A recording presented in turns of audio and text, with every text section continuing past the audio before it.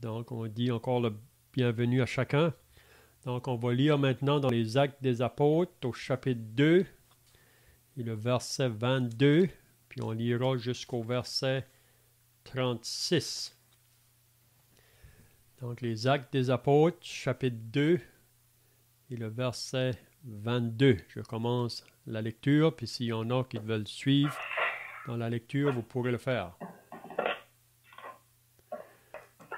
Hommes israélites, écoutez ces paroles.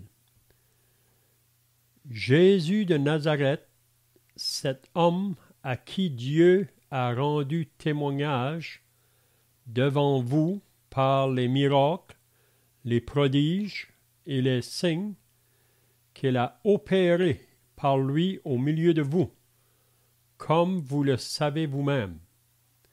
Cet homme, livré selon le dessein arrêté et selon la prescience de Dieu, vous l'avez crucifié. Vous l'avez fait mourir par la main des impies. Dieu l'a ressuscité en le délivrant des liens de la mort, parce qu'il n'était pas possible qu'il fût retenu par elle. Car David dit de lui, « Je voyais constamment le Seigneur devant moi, parce qu'il est à ma droite, afin que je ne sois point ébranlé. » Aussi, mon cœur est dans la joie, et ma langue dans l'allégresse, et même ma chair reposera avec espérance. Car tu n'abandonneras pas mon âme dans le séjour des morts, et tu ne permettras pas que ton saint voie la corruption.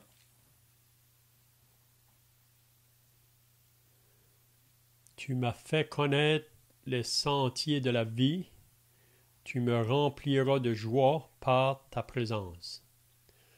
Hommes frères, qu'il me soit permis de vous dire librement au sujet du patriarche David, qu'il est mort, qu'il a été enseveli, et que son sépulcre existe encore aujourd'hui parmi nous.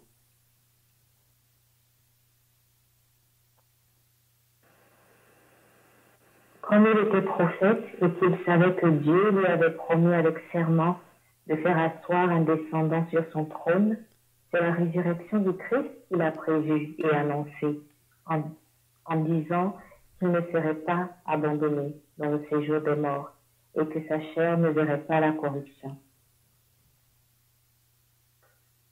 C'est ce Jésus que Dieu a ressuscité. Nous en sommes tous témoins. Élevé par la droite de Dieu, il a reçu du Père le Saint-Esprit qui avait été promis. Et il l'a répandu comme vous le voyez et l'entendez. Car David n'est point monté au ciel, mais il dit lui-même, « Le Seigneur a dit à mon Seigneur, assieds-toi à ma droite, jusqu'à ce que je fasse de tes ennemis ton marchepied. » Que toute la maison d'Israël sache donc avec certitude que Dieu a fait Seigneur et Christ ce Jésus que vous avez crucifié. Amen. Donc, si vous étiez là la semaine passée, on avait regardé le début du chapitre 2, puis on avait vu que c'est vraiment le jour que le Saint-Esprit est venu. La promesse que Jésus avait faite à ses disciples, qu'il allait avoir un autre qui allait venir après lui, un autre consolateur ou un autre de la même sorte que lui. Jésus l'avait promis, puis ce jour-là est arrivé au jour de la Pentecôte, quand que les disciples étaient réunis ensemble. Il avait attendu, après que Jésus leur a apparu là, avant de partir au ciel, la dernière fois qu'il lui est apparu, ils ont attendu 10 jours. Parce que le jour de la Pentecôte, ça se trouvait 50 jours après le début de la Pâque. Parce que le Seigneur avait dit qu'il devait rester à Jérusalem, puis d'attendre que le Saint-Esprit allait venir. Donc c'est ça qu'on a vu la semaine passée, donc ce jour-là. On avait vu là comment que ces choses-là se sont passées, quand que les disciples étaient là réunis. Il y a eu un gros vent, un bruit, ça dit, qui est venu comme celui d'un vent impétueux, puis a rempli toute la maison où étaient assis les disciples. Puis il y a des langues semblables à des langues de feu qui sont venues, puis ils ont été placés sur chacun d'eux. Puis si vous vous rappelez, ça dit qu'ils ont tous été remplis du Saint-Esprit. Puis ils sont mis à parler en d'autres langues, selon que l'Esprit leur donnait de s'exprimer. Puis pour toutes les personnes qui se trouvaient là ce jour-là, vous savez qu'il y avait beaucoup de nations qui étaient là réunies, parce que c'était le jour de la Pentecôte, c'était vraiment une fête à Jérusalem, donc il y avait beaucoup de Juifs qui se trouvaient là. Mais qu'est-ce qui les a vraiment étonnés là, quand ils se sont approchés là où les disciples étaient, puis quand ils avaient entendu parler ces langues, mais c'était des langues par lesquelles ils pouvaient comprendre. C'est ça qui les a vraiment étonnés. Donc on voit vraiment un miracle qui s'est passé ici, parce que le Saint-Esprit vraiment a utilisé les disciples pour parler dans la langue de ces personnes-là qui se trouvaient là. Comme qu'on avait dit la semaine passée, quand Dieu parle, il veut s'adresser à toute personne. Il ne fait pas aucune distinction de personne. Donc le message de l'Évangile, il veut que tous l'entendent. Donc c'est ça vraiment qui a étonné ces gens-là. Parce que les disciples qui se trouvaient là, ils ont vraiment parlé dans une langue que eux ne parlaient pas naturellement là. Donc le Saint-Esprit a produit une langue pour que les autres qui étaient là pouvaient les comprendre. Donc on voit que c'était des langues intelligibles. C'était pas un langage qu'on ne peut pas comprendre. Okay? Donc toutes les nations qui se trouvaient là, les différentes personnes là, ils pouvaient les entendre dans leur propre langue à eux. Puis on avait dit aussi la semaine passée que quand cette chose-là s'est passée, il y avait beaucoup de monde, mais il y en a vraiment qui se sont moqués de ça. Ils se moquaient, puis même ils disaient ces gens-là sont pleins de vin. Et c'est comme si ils disaient que ces gens-là sont enivrés. Ils parlent de toutes sortes de manières. Hein?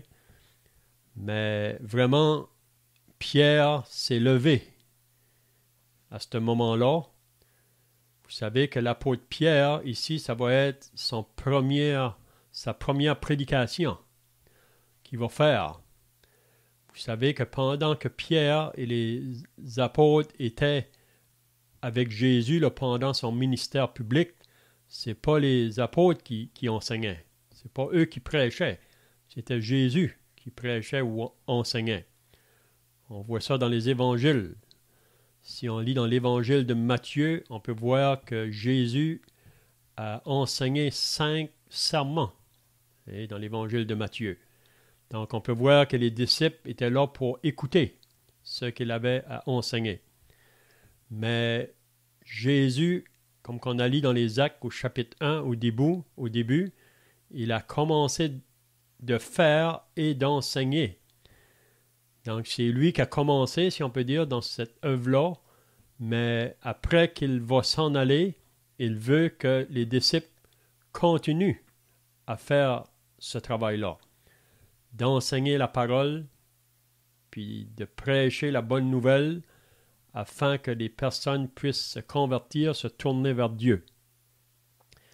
Donc, à partir du verset 14, donc, on avait vu aussi la semaine passée que Pierre s'est levé. Puis, si vous vous rappelez bien que Pierre était un homme très simple, on pourrait dire, quand que Jésus l'a appelé, là, c'était un homme qui faisait simplement le métier de la pêche, un homme très ordinaire. Puis, dans ces jours-là, ceux qui étaient associés au métier de la pêche étaient des gens souvent associés à la pauvreté. Puis souvent, c'était des gens qui n'avaient jamais été à l'école pour être instruits. Et ils n'avaient pas été dans les écoles. Même on le voit au chapitre 4. Quand que Pierre a parlé au chapitre 4 encore, ça nous dit que il voyait que ces gens-là étaient des gens sans instruction.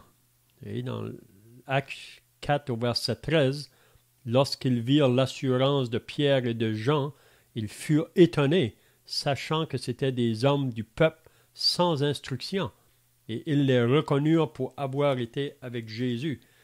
Donc Pierre ici, quand il va parler, c'est vraiment le Saint-Esprit qui va parler en lui. C'est la raison pourquoi que le Saint-Esprit est venu. Il est venu pour leur donner une puissance, puis même quand ils vont parler, ils parlent vraiment par la puissance du Saint-Esprit. Puis comme Pierre, on peut voir que, comme d'habitude, quand il était avec les autres disciples, là, avec le Seigneur pendant son ministère, on voit toujours que Pierre était en avant. C'était lui qui était souvent le premier à parler, le premier à agir. Puis on sait que Pierre a appris beaucoup de leçons, mais le Seigneur l'avait formé pour pouvoir l'utiliser. Donc ici, Pierre a donné la première prédication, si on peut dire, le jour de la Pentecôte. Puis on sait que c'est vraiment le début de l'Église, vraiment. C'est là que l'Église a commencé. Hein? Donc Pierre va apporter le message.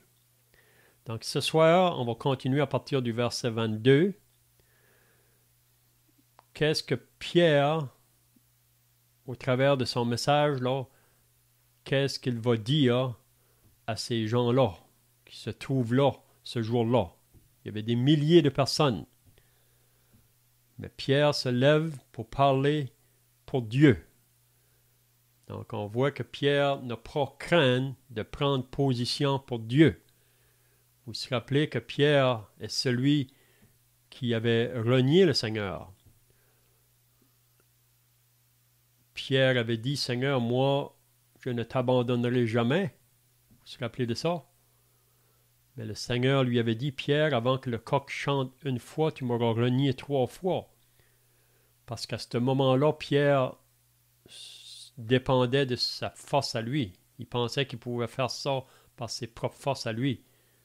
Mais il a vite appris que c'était pas possible. C'est seulement par la puissance du Saint-Esprit qu'on peut prendre position pour Dieu. Donc ici, on va voir que Pierre ne va pas reculer face à un grand nombre de personnes qui se trouvent là. Pierre parle. Il parle pour annoncer la parole de Dieu. Donc, je ne sais pas si quelqu'un a des pensées à ajouter jusqu'ici, là. Si vous étiez là la semaine passée, peut-être que vous avez d'autres pensées à ajouter ici. Sinon, on va commencer au verset 22.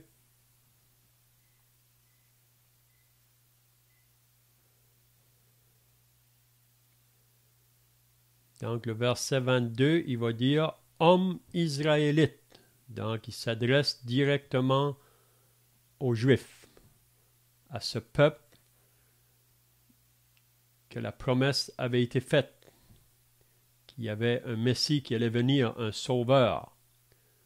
Mais on sait que les Israélites, comme nation, ne l'ont pas reçu. On lit ça dans les évangiles. Quand Jésus s'est présenté à la nation, c'est vraiment à eux qu'il devait se présenter en premier. Et vous vous rappelez quand que l'ange avait apparu à Joseph, après que Joseph avait appris que Marie était enceinte, il a cru qu'elle avait été infidèle envers lui, donc il voulait la renvoyer, il voulait le faire discrètement, secrètement.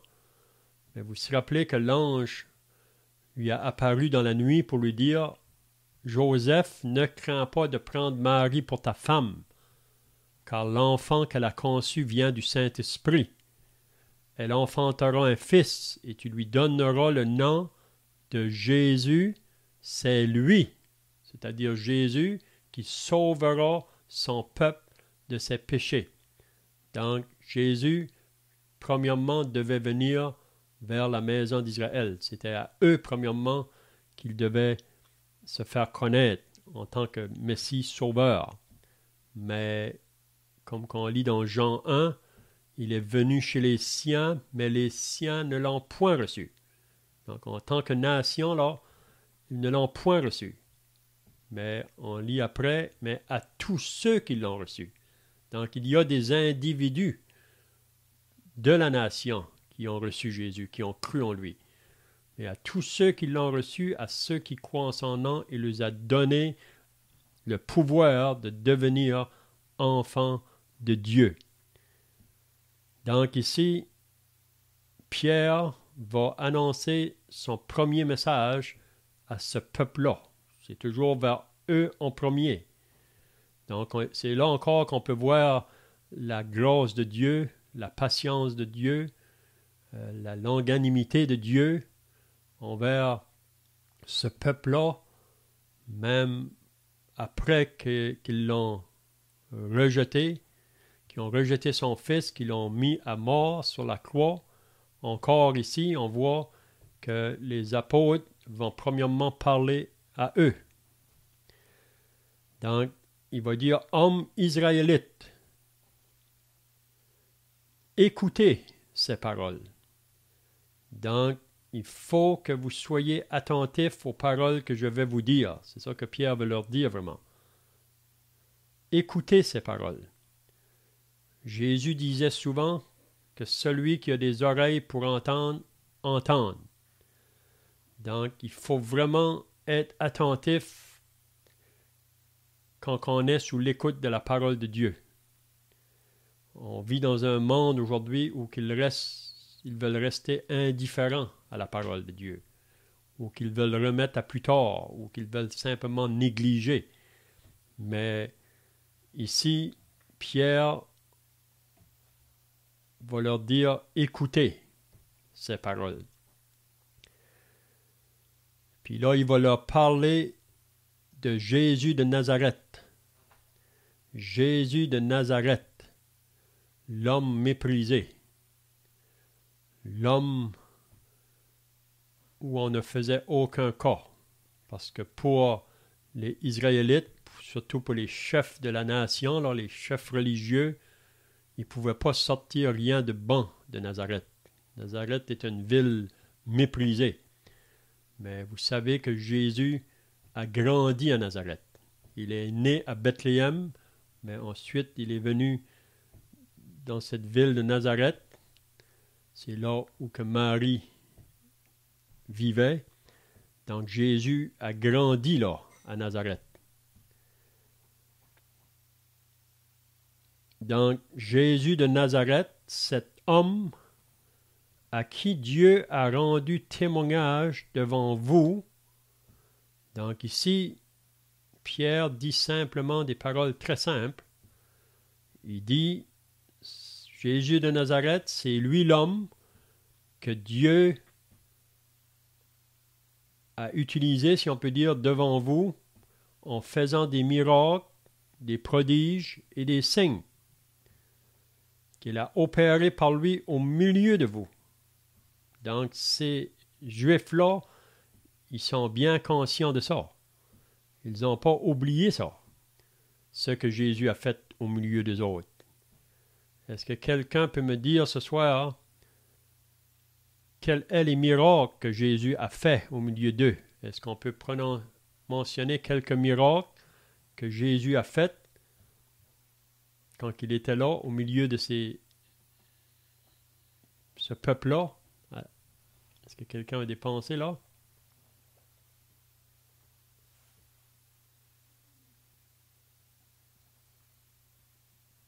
Nous avons vu l'autre soir qu'il a guéri quelqu'un qui était démoniaque, aveugle et muet.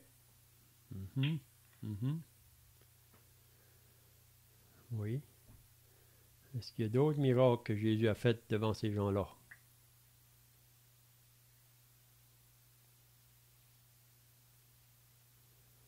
Donc, on sait qu'il a guéri un aveugle de naissance. On lit ça dans Jean au chapitre 9. Il a donné la vue à un homme qui avait été né aveugle. Jésus lui a donné la vue. Si vous lisez dans Jean 9, Jésus a rencontré beaucoup d'opposition après cela. Même cet homme-là que Jésus a guéri, les pharisiens n'acceptaient pas ça. Ils ne voulaient pas croire vraiment ce que Jésus avait fait. Même cet homme-là pouvait dire à ses chefs religieux, je sais une chose, j'étais aveugle, mais maintenant je vois. Il voulait en savoir qui ce qu'il avait guéri. Donc, on sait que cet homme-là, même après qu'il a parlé, là, ils l'ont jeté en dehors de leur synagogue parce qu'il prenait position pour Jésus. Donc ça, c'était des évidences vraiment que Jésus a parlé au milieu des autres par des miracles. On se rappelle même à propos de Lazare, qui était depuis 4 jours dans le tombeau. Il sentait déjà. Puis il y avait les chefs religieux qui se trouvaient là, à la tombe de Lazare. Puis quand que Jésus a crié « Lazare sort », Lazare est sorti.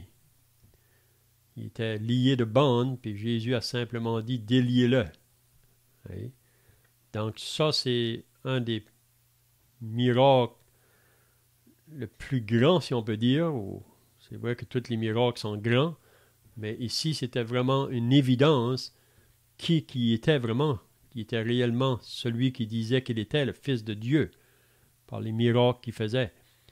Donc c'est ça qu'il dit, c'est cet homme à qui Dieu a rendu témoignage devant vous par les miracles, les prodiges et les signes. Donc toutes les évidences étaient sous leurs yeux, qu'il a opéré par lui au milieu de vous, comme vous le savez vous-même. Donc, ce n'est pas quelque chose qu'ils ne savent pas. Ils ne sont pas ignorants de ces choses-là. Ils ont été des témoins, vous savez, face au miracle que Jésus a fait. C'est pour ça que Jésus a lancé un malheur vraiment sur des villes. Hein? On voit ça. Chorasan, Bethsaïda, Capernaum. Parce que Jésus a fait beaucoup de miracles dans ces endroits-là, mais ils n'ont pas cru. Ils ont resté dans leur incrédulité. Même Jésus a dit que leur jugement sera beaucoup plus sévère que les autres, parce qu'ils ont eu un grand privilège de voir Jésus marcher au milieu des autres par les miracles qu'il faisait.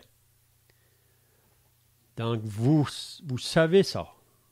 Ce n'est pas quelque chose que vous ne connaissez pas. Vous le savez.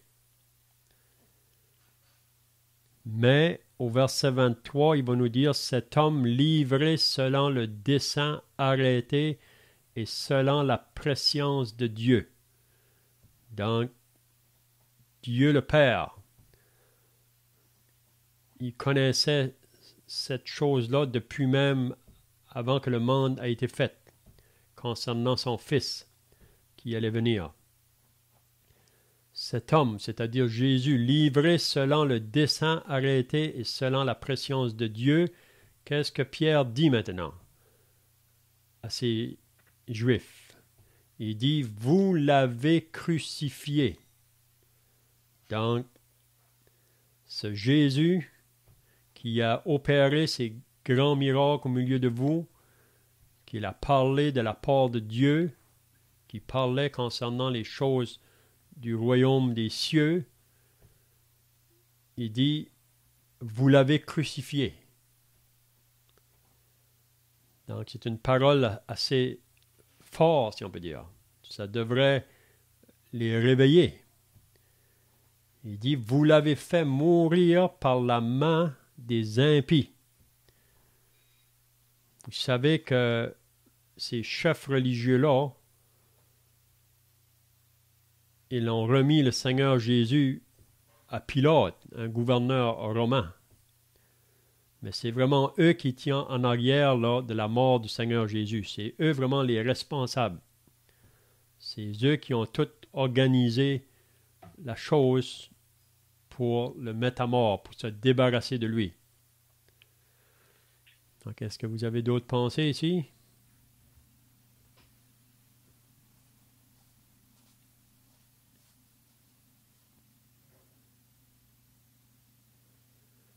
Donc, qu'est-ce qu'on peut dire que face au Seigneur Jésus, on ne peut pas rester neutre? Et c'est soit qu'on se met du côté du Seigneur Jésus ou qu'on se met contre lui. Vous savez que Pilate, il ne pouvait pas trouver de mal en Jésus. Et il disait lui-même, je ne trouve aucun crime. Puis même à plusieurs reprises, il aurait voulu essayer de le faire relâcher.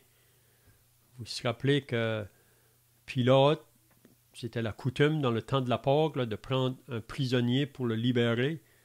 Donc, il a voulu prendre cet avantage-là en pensant que le peuple allait dire « Relâche-nous Jésus, puis crucifie Barabbas », mais à sa surprise, il a entendu une voix contraire. Quand il a demandé à la foule « Qui voulez-vous que je vous relâche, Barabbas ou Jésus ?» Et vous vous rappelez que la foule a crié « Relâche-nous Barabbas ». Donc Barabbas, c'était le coupable. Mais ils ont demandé de relâcher le coupable pour condamner l'innocent. Hein? Donc c'est ça qu'ils ont fait. Puis Pilate, il a répondu à l'appel de la foule. Puis on sait, parce que Pilate ne voulait pas perdre sa position comme gouverneur. Pilate avait un choix à faire. C'est soit qu'il prend pour Jésus ou qu'il prend du côté de la foule, mais on voit qu'il a pris le côté avec la foule.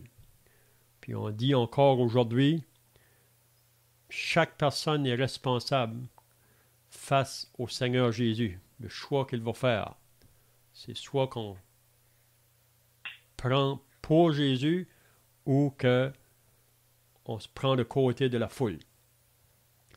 Mais Pierre ici va leur dire, vous l'avez crucifié, vous l'avez crucifié, vous l'avez fait mourir par la main des impies. Donc si on s'arrête là, après que Pilate a livré Jésus, si vous vous rappelez là, aux soldats, ça dit qu'ils l'ont battu de verge, ils l'ont couronné d'épines, ils ont craché sur lui, ils l'ont frappé à coups de poing, puis Jésus restait sans dire un mot, comme une brebis qu'on mène à la boucherie. Donc, c'était les hommes impies. On ne peut pas s'imaginer les choses qu'ils ont faites au Seigneur Jésus. Mais il ne faut pas non plus oublier que c'est notre cœur. On n'était pas différent que ces hommes-là. C'est seulement la grâce de Dieu qui peut nous arrêter vraiment dans ce chemin. Donc ici, on voit que Dieu manifeste sa grâce encore envers le peuple d'Israël, là, quand que Pierre leur parle de cette manière-là. Donc, qu'est-ce qu'il dit au verset 34? Dieu l'a ressuscité en le délivrant des liens de la mort. Donc, la mort ne pouvait pas le retenir. Vous savez, même Jésus ne devait pas mourir. Il ne pouvait pas mourir parce qu'il était le saint et le juste. Il était le parfait. Vous savez, la raison que l'homme meurt, c'est parce que l'homme a désobéi à Dieu au début. Si vous vous rappelez, Adam dans le jardin qui se trouvait en Éden, là, après que Dieu lui avait donné le commandement de ne pas manger à un arbre qui était au milieu du jardin parce que le jour où tu vas en manger, tu vas mourir. Donc Adam était bien conscient du commandement que Dieu lui avait dit. Même Ève, après que Ève a été aussi créée par Dieu. Donc on lit dans Romains 5, après que Adam désobéit, c'est pourquoi par un seul homme, le péché est entré dans le monde, et par le péché, la mort. Et la mort s'est étendue sur tous les hommes parce que tous ont péché. Tous ont péché excepté Jésus. Jésus est le seul homme qui a marché sur cette terre. Si vous lisez dans 2 Corinthiens 5, Paul dit « Celui qui n'a point connu de péché ». Celui qui n'a point connu le péché. Pierre nous dit « Celui qui n'a point commis de péché ». Puis Jean nous dit dans son épître « Celui qui n'a pas de péché en lui ». En qui en lui il n'y a pas de péché. Donc le Seigneur ne pouvait pas mourir. Mais il est mort parce qu'il a pris la place des coupables. C'est ça la grandeur de l'amour de Dieu qu'on ne peut pas comprendre dans sa pleine valeur, là. Le prix qui a été payé pour que nos âmes soient rachetées. Mais la mort ne pouvait pas le retenir. Il va mourir. Jésus l'avait dit qu'il allait mourir à ses disciples. Il a dit, je vais à Jérusalem, les chefs religieux, ils vont m'arrêter, ils vont me faire souffrir, ils vont me mettre à mort. Mais le 3e jour, je ressusciterai. Parce que la mort ne pouvait pas le tenir. Donc, c'est ça qu'il dit au verset 24. Dieu l'a ressuscité en le délivrant des liens de la mort parce qu'il n'était pas possible qu'il fût retenu par elle. C'était impossible que la mort pouvait le tenir là. Oui. Donc, est-ce que quelqu'un a d'autres pensées ici?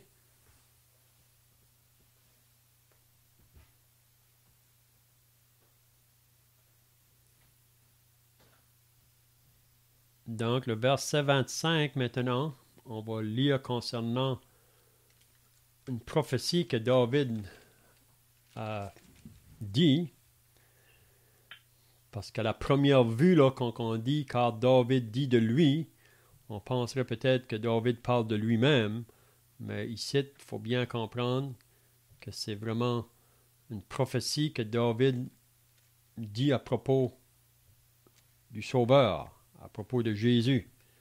Puis il a prophétisé ça longtemps d'avance. Oui. Donc au verset 25, car David dit de lui, « Je voyais constamment le Seigneur devant moi, parce qu'il est à ma droite, afin que je ne sois point ébranlé. Aussi mon cœur est dans la joie, et ma langue dans l'allégresse. Et même ma chair reposera avec espérance. » Donc c'est vraiment de Jésus ici que David parle. David ne parlait pas de lui-même, on voit ça juste après là. Pierre va nous expliquer ce que David est en train de dire ici. Parce que vous savez bien que David est mort, puis il a resté dans le tombeau. Puis aussi David était un homme de même nature que nous. Il était pécheur, puis il a démontré pendant sa vie, mais on sait quand même que David était un homme au cœur de Dieu. C'est lui que Dieu a élevé sur le trône en Israël. Puis on sait que c'est de sa descendance à lui que le Christ allait venir, ou le Messie allait venir. Donc ici, en parlant de Jésus, là, il dit « Car tu n'abandonneras pas mon âme dans le séjour des morts. » Donc Jésus ne pouvait pas rester là. « Et tu ne permettras pas que ton sang voie la corruption. » Donc, vous savez que tous les hommes qui sont morts sur cette terre, même les prophètes ou tout autre homme, Ils sont allés dans le sépulcre, puis vous savez qu'ils sont devenus poussière. Il y a seulement Jésus qui ne pouvait pas aller là. Tu m'as fait connaître les sentiers de la vie, tu me rempliras de joie par ta présence. Donc c'est là au verset 29 là, que David nous explique vraiment, Pierre explique vraiment au peuple d'Israël qu'est-ce que David a voulu dire quand il parlait dans sa prophétie. Il dit « Hommes frères, qu'il me soit permis de vous dire librement au sujet du patriarche David. » Donc il veut faire comprendre que David ne parlait pas de lui-même. Il parlait d'un autre qui était plus grand que lui. Il parlait vraiment du Sauveur, du Messie, qui avait été promis. Parce que David est mort. Il a été enseveli et que son sépulcre existe encore aujourd'hui parmi nous. Donc, ils peuvent encore aller voir là où que David a été placé. Et c'est là. David a demeuré là. Il l'a décomposé là. Mais celui dans qui David prophétise ici concernant Jésus, lui, il ne pouvait pas rester dans le séjour des morts. Il ne pouvait pas connaître la corruption. Donc le verset 30, « Comme il était prophète et qu'il savait que Dieu lui avait promis avec serment », donc il parle de David comme un prophète, il dit « Comme il était prophète et qu'il savait que Dieu avait promis avec serment de faire asseoir un de ses descendants sur son trône. » Donc David savait que c'est un de ses descendants qui allait régner un jour. Puis ce descendant-là, c'était vraiment le Christ, le Messie, le Sauveur.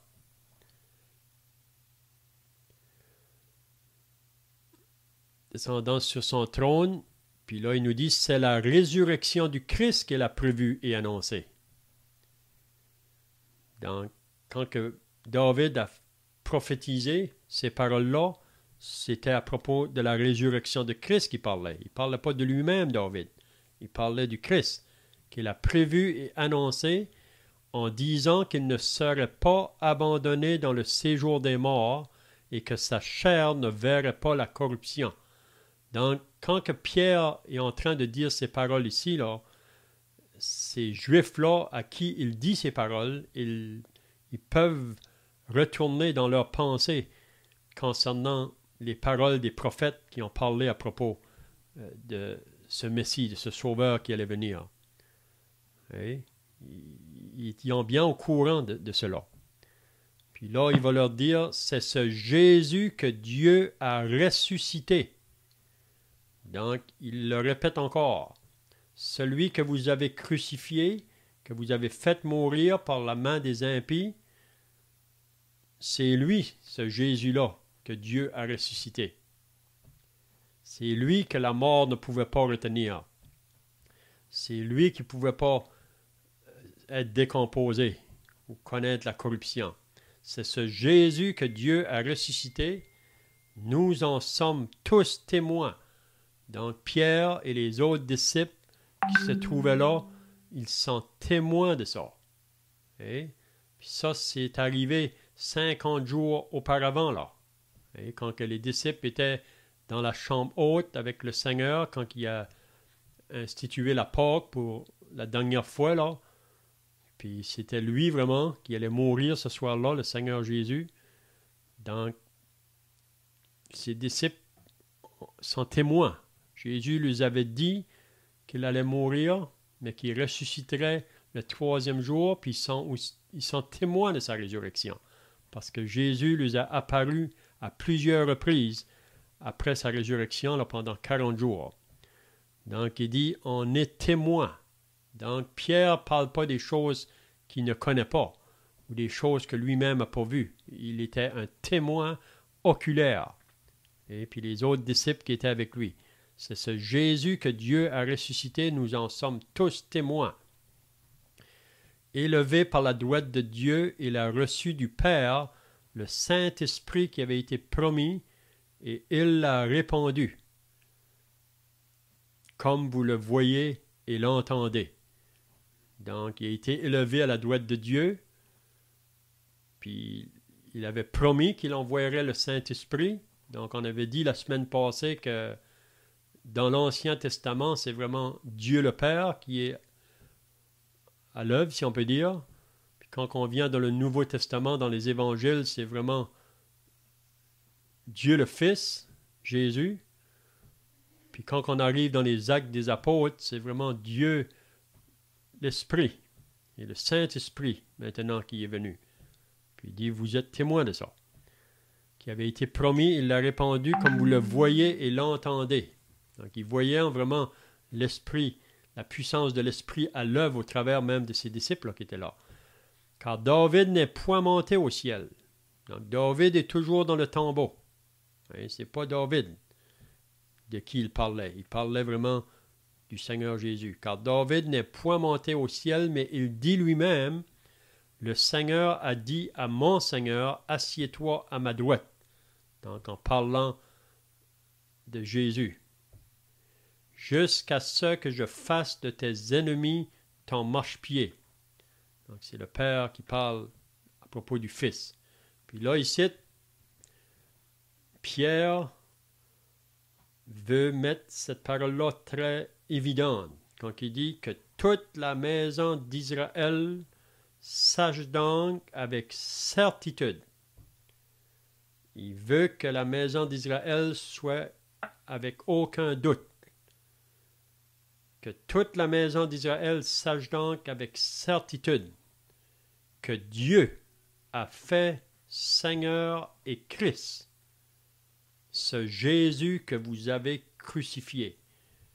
Donc il le répète encore, celui que vous avez crucifié. Il dit Dieu a fait de lui Seigneur et Christ. Puis vous savez qu'un jour, tout genou fléchira devant lui pour reconnaître que c'est lui le Seigneur, le Christ, celui qui avait été promis. Donc, je vois que le temps est passé. Là, qu'est-ce qu'on verra la semaine prochaine? C'est la réaction que ces personnes-là ont eue par la suite, là, après le message que Pierre a prononcé ici. Donc, c'est comme qu'on a dit au début, c'est vraiment la première prédication de Pierre au jour de la Pentecôte, là, qui a parlé concernant Jésus, le Messie, celui qui avait été prophétisé en avance, même par David, puis il lui fait comprendre que c'est lui que vous avez crucifié.